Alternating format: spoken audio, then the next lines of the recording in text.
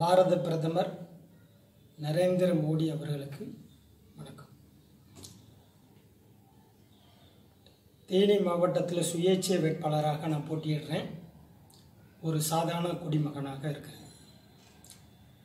உங்கள்கிட்ட சில கேள்வி கேட்கணுங்கிறதுக்காக என்னுடைய மக்களுக்காகவும் இந்த கேள்வியை நான் உங்கள்கிட்ட கேட்குறேன். கடந்த ஒரு வாரத்திற்கு முன்பாக உங்கள் கவனத்துக்கு நான் ஒரு 3 கேள்வி அனுப்பியிருந்தேன். 3 குற்றச்சாட்டு, 3 திட்டங்கள், முக்கிய திட்டம். இந்த நேரத்தில் நீங்கள் அதை பேசணும், உங்கள் வாயிலிருந்து வரணுங்கிறதுக்காக உங்கள் அலுவலகம், ஃபேக்ஸ், இமெயில், ரிஜிஸ்டர் போஸ்ட், ஏன் உங்களுடைய பர்சனல் செக்ரட்டரி, ஒரு மூத்த ஐஏஎஸ் அதிகாரி, அவருடைய கவனத்துக்கு சொல்லி உங்களுக்கு உங்கள் கவனத்துக்கு கொண்டு வர அளவுக்கு பண்ணியிருந்தோம். அது இந்த தேசத்துக்கு தேவையான 3 திட்டங்கள், தற்போதைய குற்றச்சாட்டுகள். முதல் திட்டம், முதல் குற்றச்சாட்டு அப்படிங்கிறது, தேர்ந்தெடுக்கக்கூடிய நாடாளுமன்ற உறுப்பினர்கள் தினமும் அவங்க தொகுதிக்கு உட்பட்ட கிராமத்துக்கு போகணும். தினமும் போகணும். ஒரு வருடத்துக்கு 45 நாட்கள் மட்டுமே நாடாளுமன்ற கூட்டம் நடக்குது. மற்ற நேரங்கள் எல்லாம் அந்த தேர்ந்தெடுக்கப்பட்ட நாடாளுமன்ற உறுப்பினர் நாடாளுமன்றத்தில் உள்ள லோக்சபா, ராஜ்யசபா 2 அவையிலே உள்ள உறுப்பினர்கள் அந்தந்த தொகுதிக்கு போகணும் அப்படின்னு நான் சொல்லியிருந்தேன். ஒரு திட்டம், அது ஒரு தற்போதைய குற்றச்சாட்டாக உங்களுக்கு தெரியப்படுத்தியிருந்தேன். அதை பற்றி நீங்கள் எதுவுமே பேசலை. ஏன் இந்த திட்டம் இது ஒரு திட்டமாகவே தெரியலையா? இல்லை இந்த நாட்டுக்கே இந்த திட்டம் தேவையில்லையா? தேர்ந்தெடுக்கப்படக்கூடிய உறுப்பினர் ஒவ்வொரு நாளும் ஒரு கிராமத்துக்கு போகணும் அப்படிங்கிறது திட்டமாகவே படலையா? இதை யாருமே பேச மாட்டேங்க. எந்த கட்சியும் பேச மாட்டேங்குது. பிஜேபியும் பேச மாட்டேங்க, காங்கிரஸும் பேச மாட்டேங்க. தமிழ்நாட்டில் உள்ள அதிமுக, திமுக எந்த கட்சியுமே அதை பேச மாட்டேங்க. இதை விட ஒரு சிறந்த வார்த்தை, சிறந்த திட்டம் ஏதாவது ஒன்று சொல்லுங்களேன். தேர்ந்தெடுக்கக்கூடிய பிரதிநிதி தன்னுடைய தொகுதிக்கு தினமும் ஒரு கிராமத்துக்கு போகணுங்கிறது ஒரு திட்டமாகவே தெரியலையா? இப்போதைய குற்றச்சாட்டு, இன்ன வரைக்கும் அப்படி யாரும் இல்லை. இதுக்கு நீங்கள் பதில் சொல்லவே இல்லை. இது சாத்தியமாகுமா, இல்லை இது நடைமுறைக்கு வருமா, இல்லை அடுத்து இந்த கேள்விக்கு நீங்கள் பதில் ஏதாச்சும் சொல்லுவீங்களா? இரண்டாவது, மானிய கடனை உயர்த்தணும். 1 லட்சத்திலிருந்து 25 லட்சம் வரைக்கும் ஒரு குடும்ப அட்டைக்கு ஆண், பெண் இருவருக்கு கொடுக்கணும் அப்படிங்கிறத குற்றச்சாட்டாகவும் தேவையான திட்டமாகவும் உங்கள் கவனத்துக்கு நான் கொண்டு வந்தேன். நீங்கள் முத்ரா கடன் திட்டம், இன்னும் பல்வேறு திட்டங்களை நாங்கள் கொண்டு வந்திருக்கோம், நிறைய ஏழைகளை பணக்கார ஆக்கிட்டோம் அப்படின்னு சொல்கிறீங்க. சத்தியமாக அது கிடையாது. நீங்கள் தேனி மாவட்டத்துக்கு வந்தது எனக்கு ரொம்ப மகிழ்ச்சி. ஏன்னா ஒரு பிரதமர் கடற்கோடியில் இருக்க இந்த மாவட்டத்துக்கு வந்துட்டு போயிருக்கீங்க. அதனால் ரொம்ப மகிழ்ச்சி. எங்கள் மாவட்டத்தோட பெயர் செய்தித்தாளில் பாரத பிரதமர் இந்த இடத்துக்கு போனார்னு சொல்லி பரவலாக வந்திருக்கு, சந்தோஷம். ஆனால் எந்த திட்டத்தின் வாயிலாகவும் ஒரு ஏழை பணக்காரனாகவோ இல்லை பொருளாதார ரீதியாக உயர்ந்ததாக இந்த 5 ஆண்டுகளில் கிடையாது. அதுக்கு முன்னாடியும் கிடையாது, இந்த 5 ஆண்டுகளில் கிடையாது. நீங்கள் சொல்கிற திட்டங்கள் அனைத்துமே எனக்கு தெரிந்து, நான் நிறைய வீடியோஸ், நிறைய வாட்ஸ்அப்பு, நிறைய செய்தியை பார்க்கும்போது கன்னியாகுமரியில் மட்டும் மதிப்புக்குரிய பொன் ராதாகிருஷ்ணன் அவர்களுடைய தொகுதியில் மட்டும் நிறைய பேர் அந்த திட்டத்தின் வாயிலாக பயனடைந்ததாக நிறைய வீடியோ, பேச்செல்லாம் வருது, பார்க்குறேன். ஆனால் இந்த மாவட்டத்தில் அது கிடையாது. ஒரே மாநிலத்துக்குள்ள ஒரு மாவட்டத்தில் மேலோங்கியும் ஒரு மாவட்டம் கீழோங்கியும் இருக்குன்னா இது எப்படி சாத்தியம்? இந்த திட்டத்தில் அப்படி எதுவுமே கிடையாது. உதாரணத்துக்கு என்கிட்ட அவ்வளோ எவிடன்ஸ் இருக்குது. கடந்த ஓராண்டுக்கு மேலாக கிராமமாக போய் ஒவ்வொருத்தரும் சுய தொழில் தொடங்குன்னு சொல்லி விழிப்புணர்ச்சி பண்ணி அவங்களெல்லாம் மாவட்ட ஆட்சித்தலைவர் அலுவலகத்தில் நேர்முக தேர்வுக்கெல்லாம் அட்டன் பண்ண வச்சு ஒவ்வொரு அரசு தேசிய வங்கிக்கு அனுப்பி இதுவரைக்கும் யாரும் வாங்கலை. ஆனால் இந்த திட்டமெல்லாம் நடைமுறையில் இருக்குன்னு நீங்கள் சொல்கிறீங்க. ஆனால் இந்த மாவட்டத்தில் அப்படி எந்த திட்டமும் நடைமுறைக்கு வரலை. ஆனால் பெயரளவில் எப்படி பண்ணுறாங்கன்னா, முத்ரா திட்டம்னா சுய உதவி குழுவெல்லாம் கூப்பிட்டு ஒரு 20 பெண்களை வச்சு தலைக்கு 25,000 ரூபா திட்டத்தை நடைமுறைப்படுத்தியாச்சு. இப்படி தான் இந்த மாவட்டத்தில் கணக்கு காமிக்கிறாங்க. எந்த சுய தொழிலையும் இங்கே யாரும் மேலோங்கி வரலை. என்கிட்ட ஆதாரபூர்வமாக அவ்வளவும் இருக்குது. ஏழை ஏழையாகவே இருக்கிறான், நடுத்தர வார்க்கி அவனாகவே இருக்கிறான், பணக்காரன் இன்னும் பணக்காரனாகவே இருக்கிறான். இந்த திட்டங்கள் இந்த மாவட்டம் அல்ல, நாகர்கோயிலை தவிர தமிழகத்தில் உள்ள 30 மாவட்டத்திலையும் இது சாத்தியமே இல்லாமல் தான் இப்போ வரைக்கும் இருக்குது. நாங்கள் இப்போதைக்கு உங்கள்கிட்ட கோரிக்கை வச்சது, திட்டமாக வச்சது, குற்றச்சாட்டாக வச்சது என்னன்னா, இலவசங்களை குறைங்க, கொடுங்க, கொடுக்காதீங்க, அதுக்கே நான் சொல்லலை. இலவசங்களை குறைங்க, மானியத்தை அதிகப்படுத்துங்க. இப்போ மற்ற பொது பிரிவினருக்கு எல்லாமே 15% மானியம், தாழ்த்தப்பட்ட சமுதாயத்து 25% மானியம். இதை நீங்கள் 50% வைங்களேன். மீதி 50% நாங்கள் கஷ்டப்பட்டு நாங்களே அந்த கடனை அடைக்கிறோம். எங்கள் கிராமத்து பக்கத்தில் இருக்க ஒரு தேசிய வங்கி.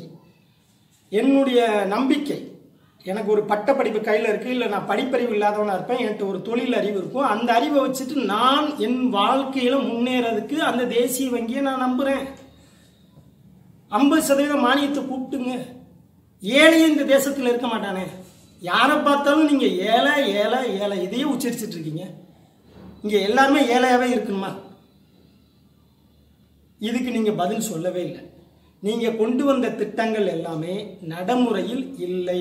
குறிப்பாக தமிழ்நாட்டில் நாகர்கோயிலில் மட்டும் அப்படி இருக்கதாக நிறைய ஆதாரபூர்வமாக வீடியோ போட்டு நிறைய அனுப்புகிறாங்க. நாங்கள் பயனடைஞ்சிட்டோம், நாங்கள் தொழில் தொடங்கிட்டோம், நாங்கள் முதலாளி ஆகிட்டோம் அப்படின்னு எல்லாம் வருது. அது எந்த அளவுக்கு உண்மைன்னு எனக்கு தெரியல. ஆனால் தேனி மாவட்டத்தில் அப்படி யாரும் சொல்ல முடியாது. என்கிட்ட அவ்வளோ ஆதாரம் இருக்கு. கடந்த ஓராண்டுக்கு மேலாக நானே தனிப்பட்ட முறையில் இது ஆய்வு செஞ்சு அவ்வளோ விஷயத்தை எடுத்து வச்சிருக்கேன். இதுக்கு நீங்கள் பதில் சொல்லவே இல்லை மோடிஜி அவர்களே. மூன்றாவது, இது எங்கள் மாநிலத்தோட பெரிய பிரச்சனை, சிவில் சர்வீஸ். இந்திய ஆட்சி பணிக்கு தமிழகத்தில் உள்ளவர்கள் நிறைய பேர் போகணும். எங்கள் மாநிலத்தை சார்ந்தவங்க நிறைய பேர் கலெக்டர் ஆகணும், ஐபிஎஸ் ஆகணும், ஐஆர்எஸ் ஆகணும், இந்தியன் ஃபாரின் சர்வீஸுக்கு போகணும், ஃபாரஸ்ட் சர்வீஸுக்கு போகணும். எங்களுடைய பட்டதாரிகள் அவ்வளோ அறிவாளி. நீங்கள் சென்னையில் போய் பாருங்கள், அண்ணா நகரில் அவ்வளோ பேர் குமிஞ்சு இருந்து படிக்கிறான், கஷ்டப்படுறான். வீட்டில் அம்மாவோட தாலியெல்லாம் அடமானம் வச்சுட்டு போய் கஷ்டப்பட்டு படிக்கிறான், ஃபெயில் ஆக. சில பேருக்கு ஆங்கிலமே வரமாட்டேங்குது. சில பேருக்கு சிவில் சர்வீஸ்னா உள்ள பேஸ் மட்டுமே தெரியல, பயம், பின் தங்கி போகிறான், பின் வாங்குறான். எங்கள் பட்டதாரி இளைஞர்களுடைய பல பேரோட மெஜாரிட்டி இளைஞர்களுடைய சூழல் இன்னைக்கு இதுதான். ஆனால் வடநாட்டில் என்ன நடக்குது? ஹிந்தியிலே பிலிமினரி எழுதுறாங்க, ஹிந்தியிலே மெயின்ஸ் எழுதுறாங்க, ஹிந்தியிலே இன்டர்வியூ அட்டன் பண்ணிட்டு அவங்க தமிழ்நாட்டுக்கு ஆட்சி பணிக்கு வந்துடுறாங்க. அதெல்லாம் தவறு கிடையாது. அது அவங்களுடைய தாய்மொழியை வச்சு அவங்க வர்றாங்க, அதில் மாற்று கருத்து இல்லை, அது தவறும் கிடையாது. என்னுடைய தாய்மொழியை வச்சு நான் வர்றதுக்கு வாய்ப்பு கொடுங்களேன். ஒரு கேரள மாநிலத்தில் 3 மொழி இருக்குது. அவங்க தாய்மொழி மலையாளத்தை கொண்டாடுறாங்க, ஆங்கிலத்தை கூட வச்சுக்கிறாங்க, ஹிந்தியை நல்லா படிக்கிறாங்க. 3 லாங்குவேஜ் எடுத்துட்டு அவன் டெல்லிக்கு போகிறான், படிக்கிறான், பாஸ் ஆகிறான். 2 வருஷத்தில் இந்தி ஆட்சி பணிக்கு உட்காரான். தமிழ்நாட்டில் அப்படி இல்லை. எங்களுக்கு தமிழை விட்டால் வேறு எதுவும் கிடையாது. எங்களை அப்படி தான் வச்சுருக்காங்க. தமிழ்நாடை விட்டு நாங்கள் வெளியே போனால் எங்கள் இளைஞர்கள் எல்லாருமே திணறுவோம். எங்களால் எந்த கூலி வேலைக்கு கூட போக முடியாது. அப்புறம் எப்படி இந்திய ஆட்சி பணிக்கு நாங்கள் போகிறது? ஒரு சில இளைஞர்கள் தன்னை தயார்படுத்திட்டு அதில் வர முடியுது. பெரும்பான்மை இளைஞர்கள் அதில் திணறாங்க, பின்வாங்குறாங்க. அவங்கெல்லாம் திறமைசாலி. நீங்கள் எங்கள் தாய்மொழியில் கொண்டு வாங்களே, கொஸ்டின் பேப்பரை, கேள்வித்தாளை எங்கள் தாய்மொழியில் கொண்டு வாங்க, தமிழில் கொடுங்க. இந்தியாவுக்கு நாங்கள் ஆட்சி பணியை எப்படி காட்டுறோன்னு பாருங்கள். தமிழர்கள் சிறந்தவர்கள்னு நீங்கள் தமிழ்நாட்டில் வந்து பேசிட்டு போகிறீங்களே, எங்களுடைய ஆளுமையை காட்டுறதுக்கு எங்களுக்கு வாய்ப்பு கொடுங்க. மொழியை வச்சுட்டு இங்கே நாங்கள் அடங்கி போகிறோமே. இப்போ ஹிந்தி வேணும் வேணாம் அதுக்கெல்லாம் எங்களுக்கு வேணவே இல்லை. எங்கள் தாய்மொழியில் கேள்வித்தாள் கொண்டு வாங்க. இதுக்கு நீங்கள் பதில் சொல்லவே இல்லை. இந்த 3 விஷயங்கள் தற்போதைய குற்றச்சாட்டாகவும் தேவையான திட்டமாகவும் உங்களுடைய கவனத்துக்கு கடந்த ஒரு வாரத்துக்கு முன்பு இருந்து தேனி வர்ற வரைக்கும் உங்கள் கவனத்துக்கு கொண்டு வர்றதுக்கு அனைத்து முயற்சியும் நான் தனிப்பட்ட முறையில் எடுத்தேன். நீங்கள் இதை பற்றி எதுவுமே பேசலை. நான் ஒரு சாதாரண குடிமகன், எனக்கு இந்த பாரத பிரதமர் பதில் சொல்லியா? இது பிரச்சாரம் மட்டும் இல்லை, என்னுடைய ஆணித்தரமான ஆளுமையான கேள்வி. இதுக்கு பாரத பிரதமர் அவர்கள் பதில் சொல்லணும், சொல்லலை. சரி, ராகுல் காந்தி அவர்கள் வரும்போதும் இந்த மாவட்டத்தோட இந்த மாநிலத்தோட பிரச்சனையும் பேசலை. பாரத பிரதமர் அவர்கள் வரும்போதும் இந்த மாவட்டத்தோட பிரச்சனையும் இந்த மாநிலத்தோட பிரச்சனையும் பேசலை. நல்லா தெரிஞ்சு போச்சு, உங்க 2 கட்சி தலைவர்களுமே நீங்க பேசினா ஓட்டு கிடைக்காது. பிரச்சனைக்குரிய விஷயம் ட்ரெயின் போறதெல்லாம் எங்களுக்கு சந்தோஷம் தான். மதுரை டு போடி, போடியிலேருந்து லோயர் காமுக்கு ட்ரெயின் வரணும், மாற்றுக்கிறதே கிடையாது, சந்தோஷம். எங்களுக்கு வேணும் அந்த திட்டம். அதை விட எங்களுக்கு முக்கியமான பிரச்சனை இருக்குது, தண்ணி பிரச்சனை இருக்குது, முல்லை பெரியார் பிரச்சனை. நீங்க பேசவே இல்லை, அதுக்கு ஒரு தீர்வை கூட நீங்க எங்க மாவட்டத்துக்குள்ள வந்து பேசவே இல்லையே. சரி, நீட்டுள்ள பிரச்சனை அதையும் பேசலை. நீங்க தானே அதை கொண்டு வர்றீங்க. பெரிய பெரிய கட்சிக்காரங்கெல்லாம் இங்கே நடப்பயணம் பண்ணாங்க, புரட்சி பண்ணாங்க, வாட்ஸ்அப் ஃபுல்லாக எங்கள் பகுதி மக்கள் அதான் பேசுகிறாங்க. ஆனால் யாருமே இப்போ அந்த தேர்தல் சமயத்தில் அதை பேசவே மாட்டேங்க. ஏன்? நல்லா தெரியும் உங்களுக்கு, யார் அதை பேசுனா இங்கே ஓட்டோட வங்கி இங்கே கிடையாது, உங்களுக்கு இங்கே ஓட்டு விழாது. ரெண்டாவது, அந்த 2 பிரச்சனைக்கு தீர்வு சொல்ல முடியாது உங்களால். நான் கேட்கறது பாரத பிரதமர்கிட்ட கேட்குறேன். அனைத்து அதிகாரமும் கொடுக்கப்பட்ட ஒரு தனிநபர்கிட்ட நான் கேட்குறேன். ஒரு சாதாரண குடிமகனாக இந்த பகுதியுடைய சுயேட்சை வேட்பாளராக கேட்குறேன். ஏன் இந்த பிரச்சனையை நீங்கள் பேசவே இல்லை? இந்த 3 விதியம், இந்த 3 கோரிக்கை, இந்த 3 தற்போதைய திட்டம், 3 குற்றச்சாட்டும் ஒரு திட்டமாகவே தெரியலையா? தயார் பண்ணிட்டு வந்து தான் இதை உங்க முன்னாடி நான் வைக்கிறேன். தேர்தலுக்காகவோ பிரச்சாரத்திற்காகவோ சுய விளம்பரத்துக்காகவெல்லாம் இந்த பேச்சு இல்லை. இது தற்போதைய தேவை, என்னுடைய மாநிலத்துக்கு தேவை, என்னுடைய மாவட்டத்துக்கு தேவை. இதுக்கு ஏன் நீங்க பதிலே சொல்லலை மோடிஜி? ராமநாதபுர கூட்டத்துக்கு நீங்க வந்திருந்தீங்க. தேனிக்கு முன்பாக ராமநாதபுரம் பொதுக்கூட்டத்தில் நீங்க கலந்துக்கிட்டீங்க. நீங்க அயோத்தியில் ராமர் கோயில் கட்டுங்க, கட்டாம போங்க, அது தனி விஷயம், பெரிய விஷயம் கூட. ஆனால் ராமர் பிடித்த வில்லை பிடிக்கும் போது நீங்கள் பார்த்து பிடிக்க வேண்டாமா? அந்த அம்பு உங்களை நோக்கியில் இருக்குது. எனக்கு என்னமோ ஒரு சந்தேகம், நீங்கள் தமிழகம் வரும்போதெல்லாம், தமிழ் மக்கள் முன்னாடி நிற்கும் போதெல்லாம் நீங்கள் ஒரு விதமான நடுக்கத்தில் இருக்கீங்கன்னு நான் நினைக்கிறேன். கண்டிப்பாக இருக்கும். மோடிஜி, நீங்கள் காங்கிரஸுக்கு ஓட்டு போடக்கூடாது, அது தீவிரவாதத்தை வளர்த்து விடும் அப்படின்னு சொல்கிறீங்க. சின்ன திருத்தம், அது தீவிரவாதத்தை வலுப்படுத்தாது, ஊழல்வாதிகளை உருவாக்கும் அப்படி நீங்கள் சொல்லியிருக்கலாம். நீங்கள் அடிக்கடி இந்த தீவிரவாதின்னு இப்போ பயன்படுத்துகிறீங்க. துல்லிய தாக்குதல் அப்படின்னு சொல்கிறீங்க. நீங்கள் இராணுவத்தையே பேஸ் பண்ணியே பேசிகிட்டு இருக்கீங்க. இந்த ஜனநாயக நாட்டில் ஒரு சாதாரண குடிமகன் இந்தியாவில் உள்ள உயர்ந்த தேர்ந்தெடுக்கப்பட்ட தலைவர்களை விமர்சனம் செய்யலாம், சட்டம் வாய்ப்பு தருது. நீங்கள் எங்களை விமர்சனம் பண்ணலாம், நாங்கள் உங்களை விமர்சனம் பண்ணலாம். இது நம் நாட்டிற்குள் நடக்கக்கூடிய விஷயம், இதில் வேற யாரும் வரக்கூடாது.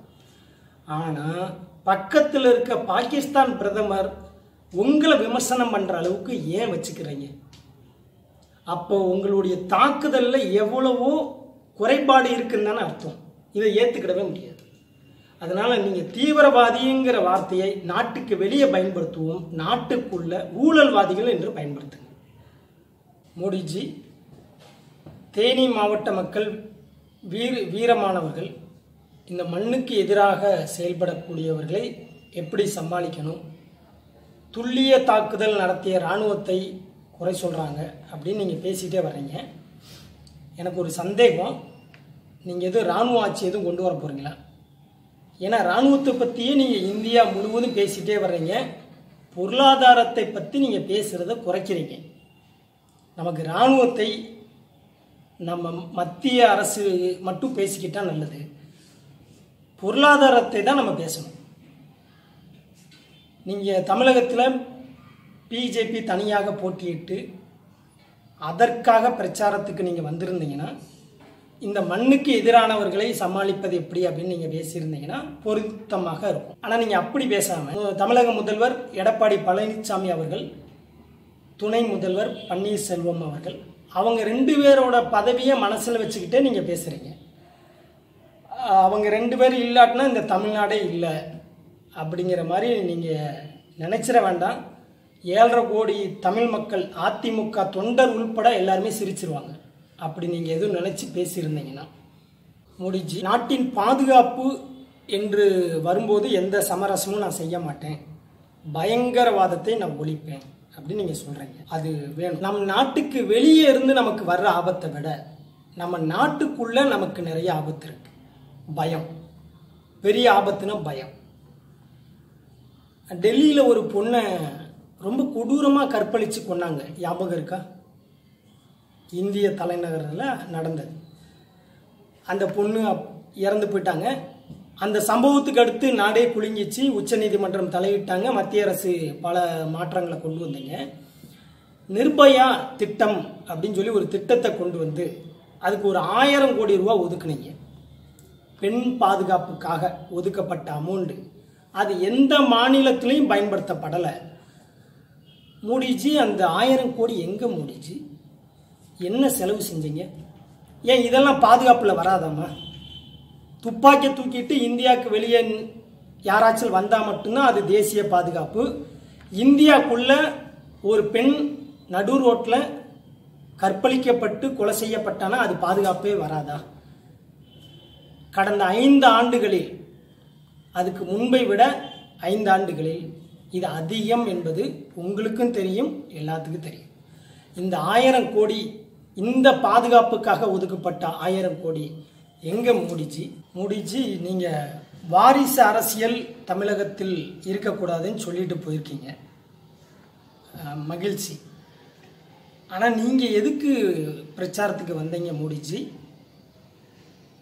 தமிழகத்தில் துணை முதல்வர் OPS பன்னீர்செல்வம் அவரோட பையன் தேனியில் ரவீந்திரநாத் குமார் அப்படிங்கிற ஒரு வேட்பாளருக்காக பிரச்சாரம் பண்ண வந்திருக்கீங்க. வாரிசு அரசியல் கூடாதுன்னு சொல்லிட்டு அதே மேடையில் வாரிசுக்காக பிரச்சாரம் பண்ணிட்டு போயிட்டீங்களே. நீங்களும் ஒரு பொய்யான அறிக்கையை சொல்வதில் எவ்வளோ கில்லாடியாக இருக்கீங்க. தேனி பொதுக்கூட்டத்தில் அதிமுக வேட்பாளர்கள் எல்லாம் உங்கள் காலில் வந்து விழுந்ததாக, நீங்கள் உடனே பதறி போயிட்டதாக பத்திரிகையில் வாசித்தேன். கொஞ்சம் கவனமாக இருங்க. எங்கள் மாநில முதல்வர், துணை முதல்வர் எல்லாம் காலை பிடிக்கிறதும் காலவாரி விடுறதும் மிக சிறப்பாக செய்வாங்க. அதிலெல்லாம் அவங்க கோல்டு மெடல் வாங்கினவங்க. உங்கள் நிலைமை என்ன ஆக போகுதுன்னு தெரியல மோடிஜி. நீங்கள் வைகை அணையை பார்த்த உடனே கங்கை மாதிரி அதை உருவாக்கணும், பராமரிக்கணும் அப்படின்னு நினைக்கிறேன் அப்படின்னு நீங்கள் சொல்லிட்டீங்க. எனக்கு அதை கேட்டோன்னே எனக்கு ஷாக் ஆயிடுச்சு. ஏன்னா எங்கள் அமைச்சர்கள் எல்லாம் வைகை அணையில் டெர்மாக்கோலை தான் அனுப்புவாங்க. அந்த மேடையில் டெர்மாக்கோல் விட்ட மிக சிறந்த விஞ்ஞானி உட்கார்ந்துருந்தார். அவர் இருக்கும்போது இதெல்லாம் சாத்தியமே கிடையாது. தயவு செஞ்சு கங்கையை ஒப்பிட்டு வைகையை பேசாதீங்க. அது ஒன்று கங்கைக்கு அவமானம் அல்லது வைகைக்கு அவமானம். விவசாயிகள் நம் தேசத்தின் ஆன்மா அப்படின்னு நீங்கள் பேசியிருக்கீங்க, உண்மைதான், மாற்று கருத்தே கிடையாது. அதுவும் குறிப்பாக தமிழ்நாட்டில் நாங்கள் விவசாயத்தை காட்டி அரசியல் செய்யக்கூடிய ஆளுங்க தான் நாங்கள், உண்மைதான். விவசாயி தான் தேசத்தோட ஆன்மா, மாற்று கருத்தே கிடையாது. ஆனால் எங்களுடைய தமிழக விவசாயிகள் எல்லாம் தஞ்சாவூர் டெல்டாவை பகுதியை சார்ந்த, தேனி மதுரை மாவட்டத்தை சார்ந்த விவசாயி எல்லாம் சேர்ந்து டெல்லிக்கு வந்து ஒரு 100 நாளுக்கு மேலே அற நிர்வாணமாக போராட்டம் பண்ணாங்க.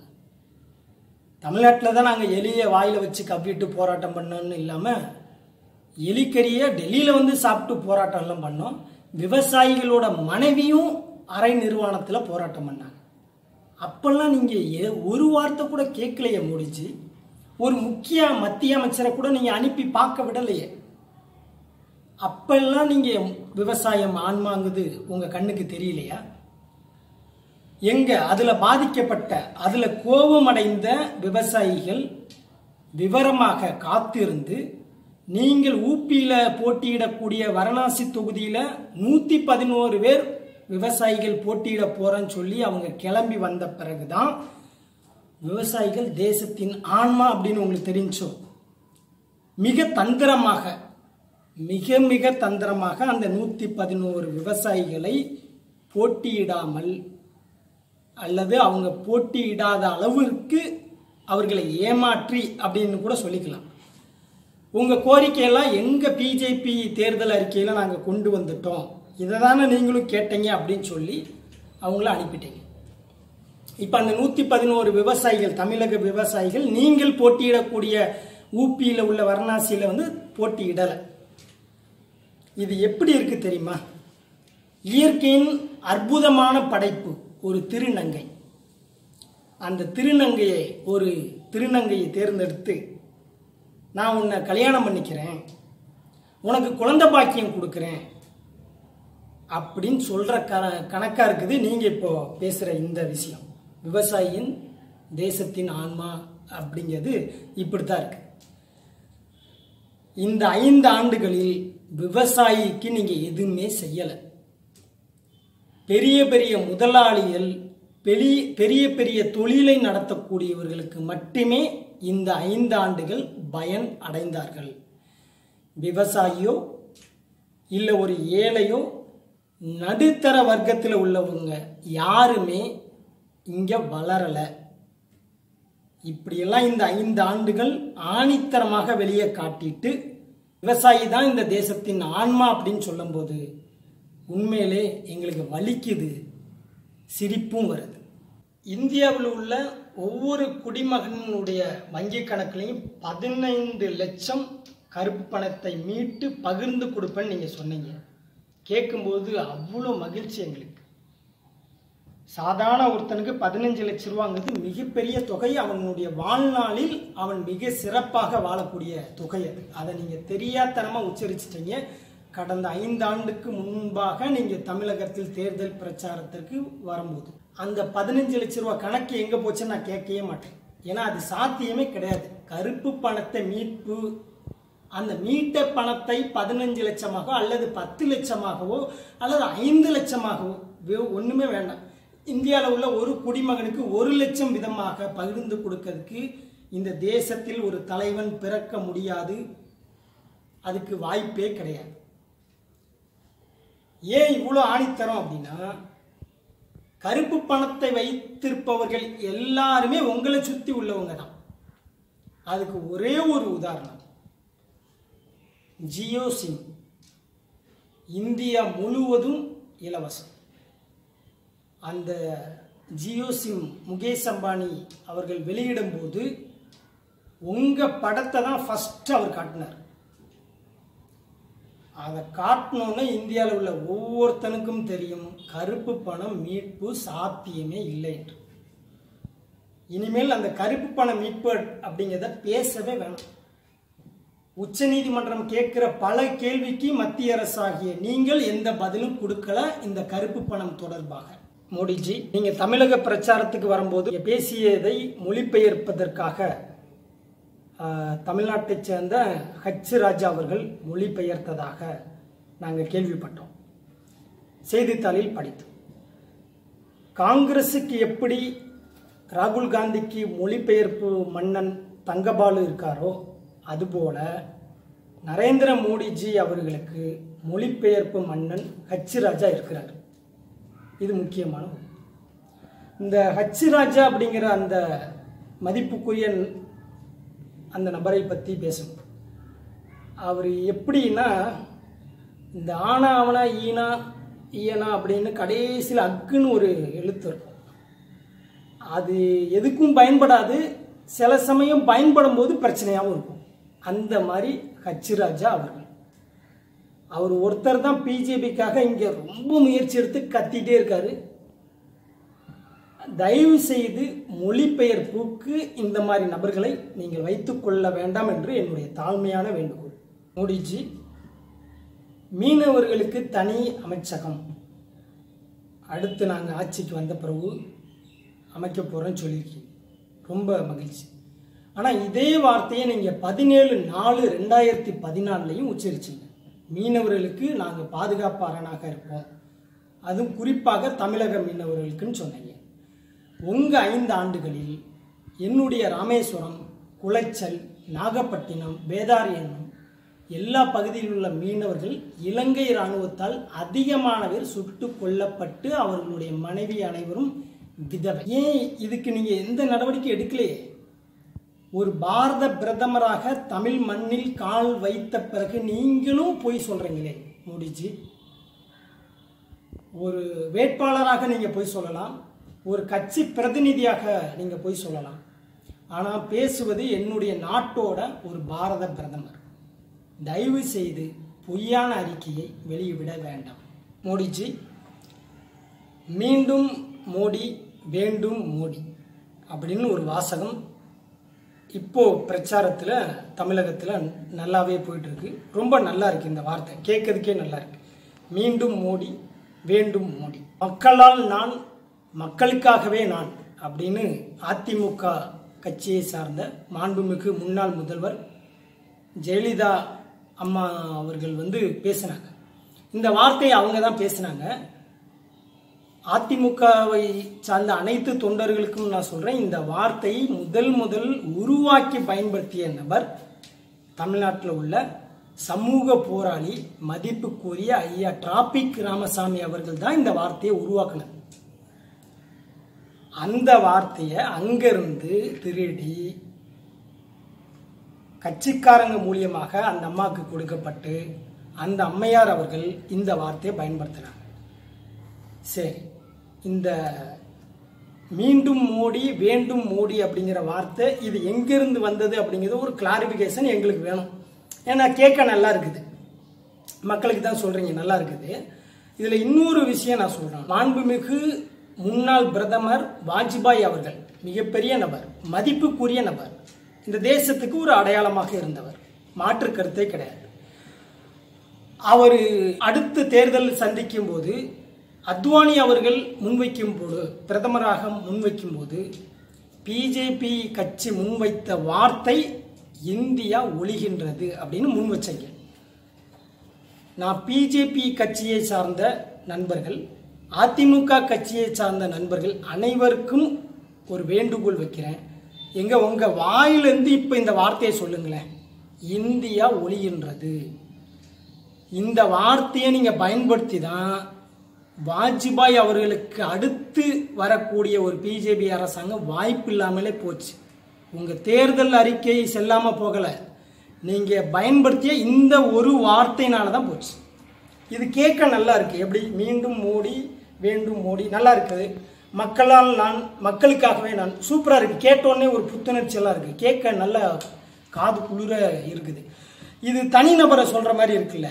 இந்த தனிநபரை சொல்லாம ஒரு தேசத்தையே சொல்லுவோமே, இப்ப அதான வேணும் நமக்கு. எங்க எல்லாரும் இந்தியா ஒழிகின்றது அப்படிங்கிற ஒரு வார்த்தையை சொல்லிருங்க பார்ப்போம். குறிப்பாக அதிமுக பிஜேபி காரங்க, தைரியம் இருந்தா காங்கிரஸ்காரங்க எல்லாரும் இந்தியா ஒழிகிற, என் தேசம் தானே, என் தேசத்துக்கு நான் சொல்றேன் இந்தியா ஒழிகின்றது. எங்க யாராச்சும் சொல்ல முடியுமா? குறிப்பாக நம்மளுடைய பாரத பிரதமர் மோடிஜி அவர்கள் இந்த வார்த்தையை நீங்க பயன்படுத்தணும். இந்தியா ஒழிகின்றது நான் வந்தனால அப்படின்னு நீங்க சொல்லிட்டீங்கன்னா யுவர் ஏ கிரேட் சல்யூட்.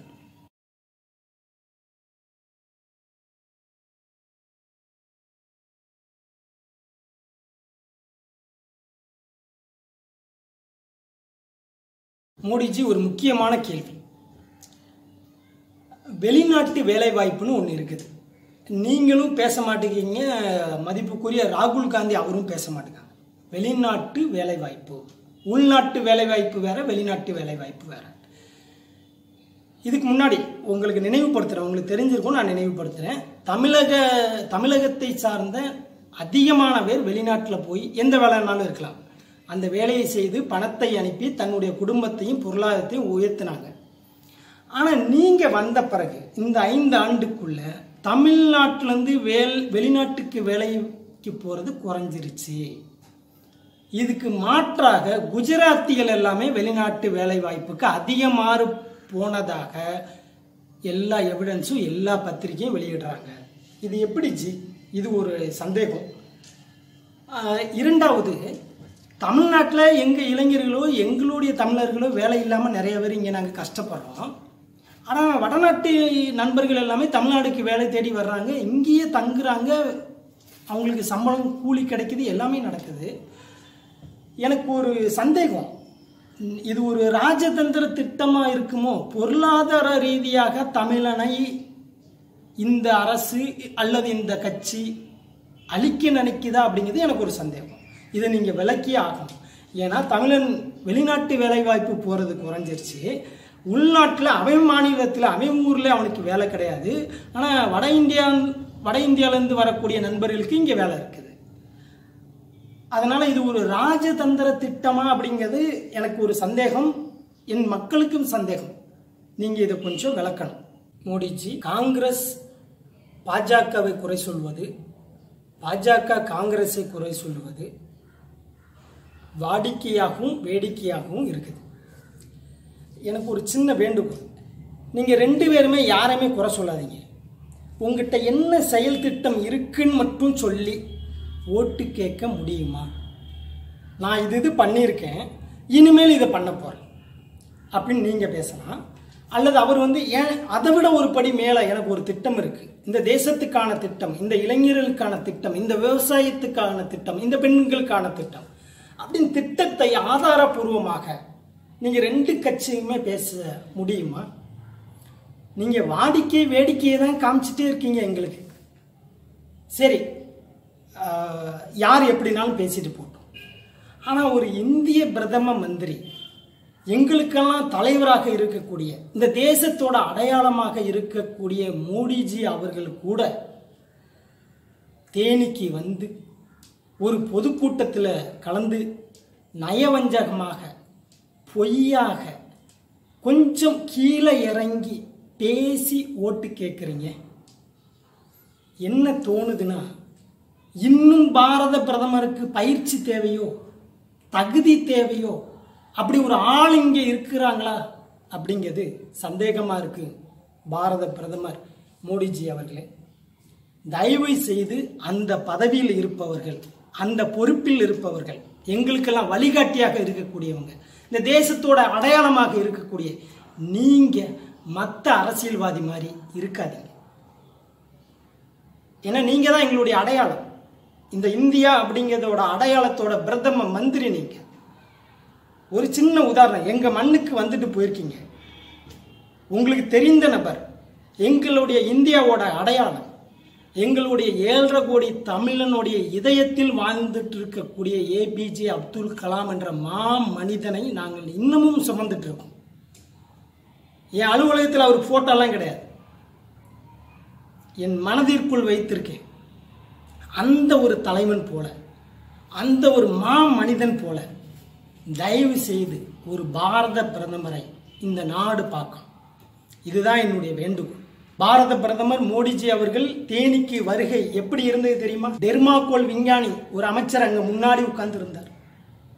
தப்பா தமிழை பேசக்கூடிய தமிழக முதல்வர் தியானம் செய்கிறேன் அப்படின்னு சொல்லிட்டு ஊர் மக்கள் எல்லாமே கண்ணை மூட வச்சுக்கிட்டு திடீர்னு பதவிக்கு உட்காரக்கூடிய துணை முதல்வர், பச்சோந்தி புழுக்கள், கட்சி கூட்டணி, இவங்களுக்கெல்லாம் ஒரு தலைவர், அவர் தலைமை அப்படிங்கிறதுதான் தேனி மாவட்டத்துக்கு தாங்கள் வந்த வருகையோட பதிவாக நான் பதிவு செய்கின்றேன். நான் ஒரு சாதாரண குடிமகன், ஒரு சாதாரண சுயேட்சை வேட்பாளர். என்னுடைய சாதாரண ஆதங்கம் இது. நான் உரிமையோட என்னுடைய பிரதம மந்திரியிடம் இந்த கேள்வியை முன்வைக்கின்றேன். இது சுய விளம்பரம் அல்ல, ஒரு சுயேட்சையோட அவலக்குரல், ஒரு சாதாரண மனிதனுடைய கேள்வி. நன்றி.